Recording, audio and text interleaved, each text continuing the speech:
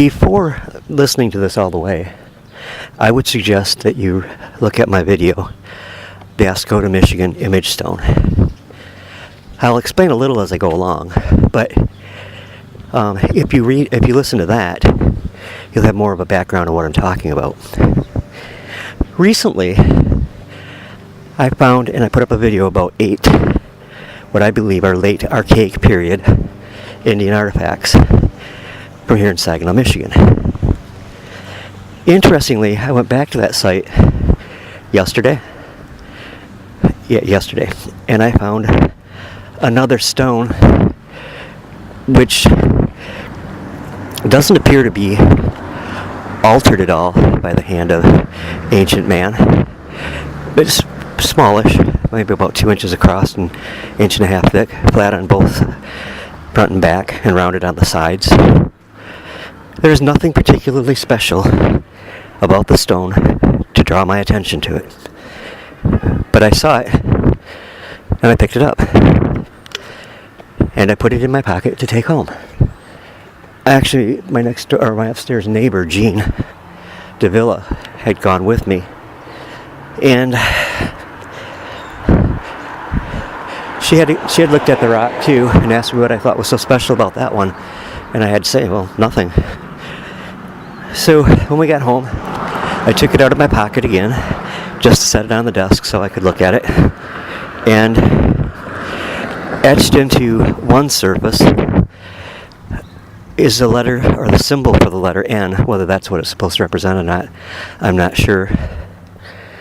But it's a symbol for the letter N anyways, which may have been there. It was pretty light, and it may have been there when I picked the stone up and I just didn't see it.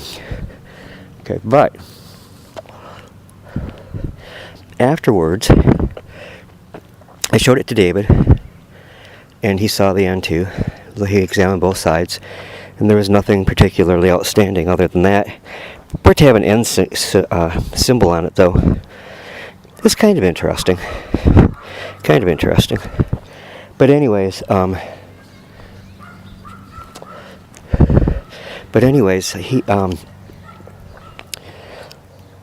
I set it down and I went back to it a little bit later, and there on it were 2 symbols that are relatively dark that were not on it when I picked the stone up, when David examined it, or when Jean looked at it. And one was a figure that looks, for all intents and purposes, as a figure 7, and the other as the number 9. And then there's a string of dark symbols that are pretty vague, that I couldn't make out, that are there across the surface of what I would call the reverse of the stone, just for the purpose of identifying them by sides. Anyways,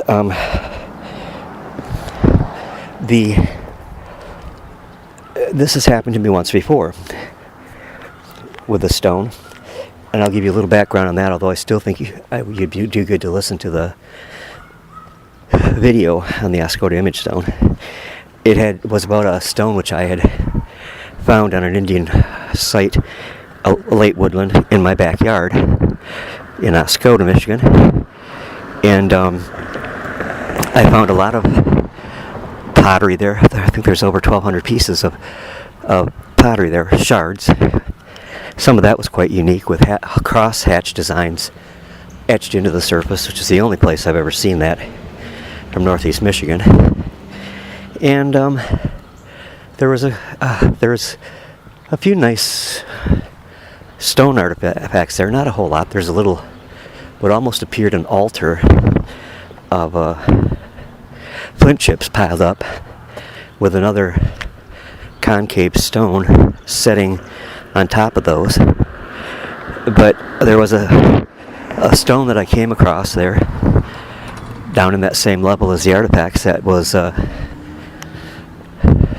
sort of looked like a human head in profile, but it wasn't. It had that design by nature. And there was no reason for that stone to particularly attract me, but I picked it up. And months later, if you want all the in-between stuff, please see the video.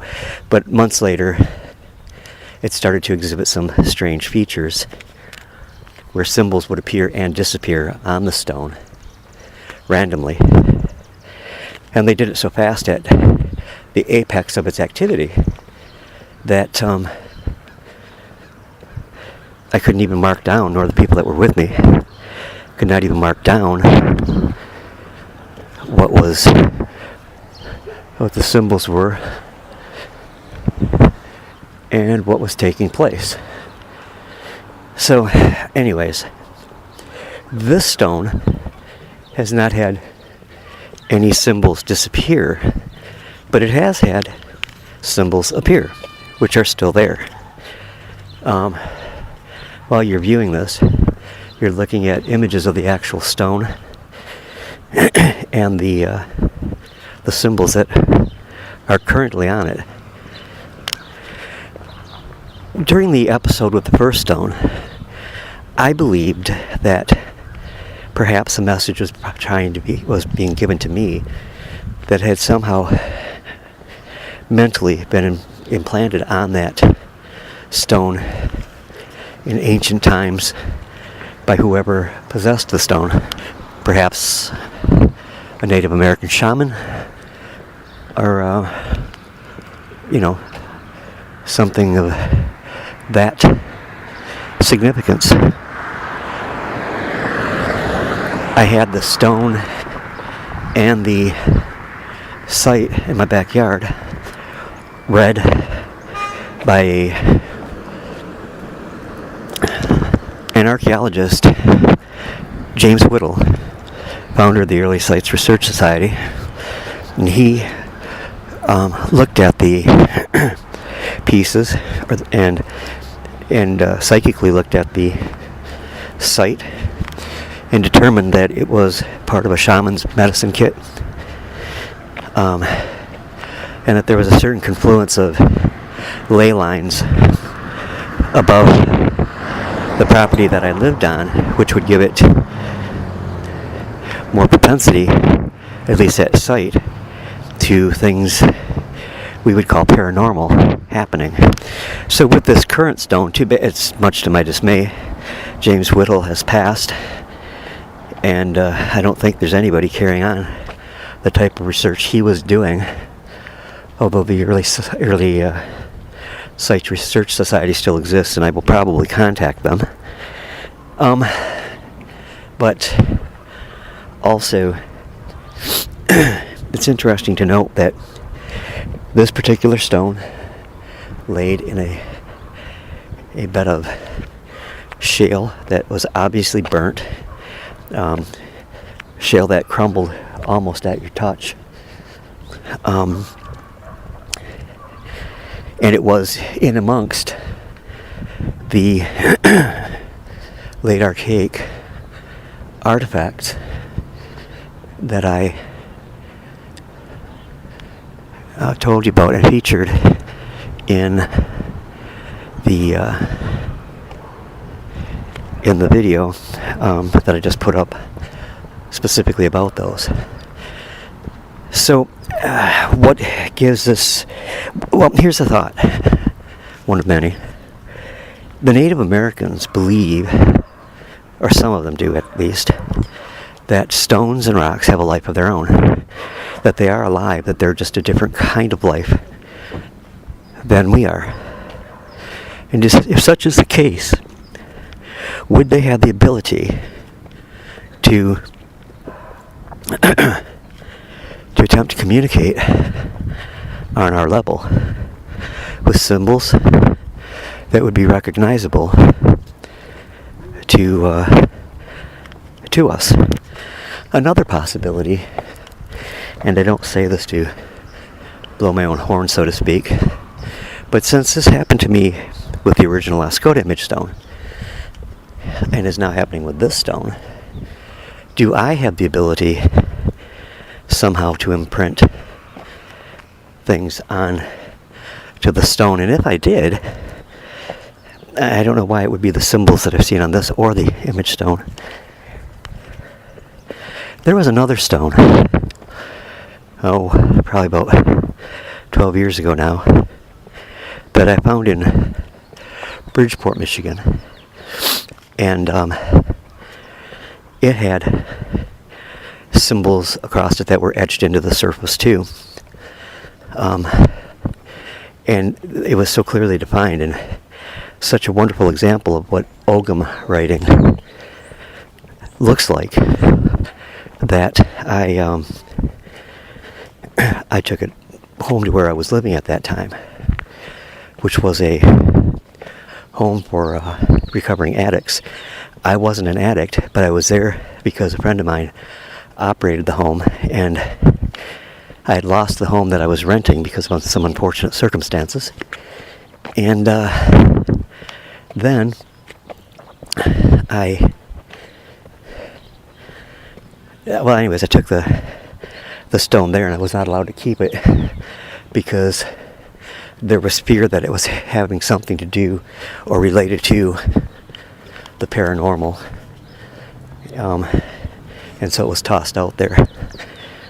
And I've never been able to go back and get it from the trash. Well, not the trash, from the backyard. Perhaps someday my ex-friend will allow me to do that. I had to stop for a moment. Okay, I'm not claiming that I have any particular great psychic ability that allows me to do, to implant something on a stone. And I really think that's probably the least of the possibilities. Stone has an amazing permanence. And if I was to venture a guess, I would say that, like the Indians believe, that stones, rocks, boulders have a life of their own. And that could be an attempted communication. I don't know.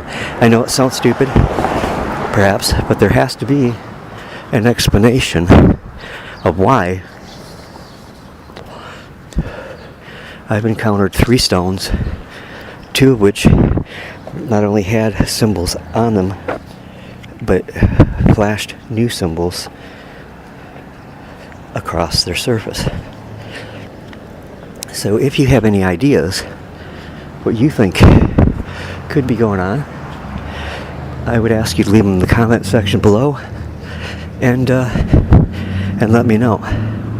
By the way, I had contacted, I won't name his name because he's still, I think, doing the same job, but state archaeologist at the time, and his thought was that perhaps there was crystalline features underneath the surface of the rock that were affected by weather conditions that allowed these different formations to appear. But he couldn't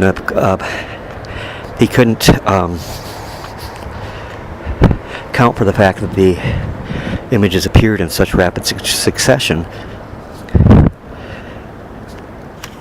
Anyways, that's it. I'll keep you posted if anything new happens with this stone. It will not go the way of the original image stone, which I sold back around 1991-92, and because it had stopped having any kind of symbols. And I'm wondering, was that just a period of dormancy, or did it begin actively revealing things on its surface? But I have no way to contact the people who purchased it. In fact, the one I'm sure is deceased, and the other I can't remember their first or last name. Anyways, thanks for taking a listen. Talk to y'all later. Bye.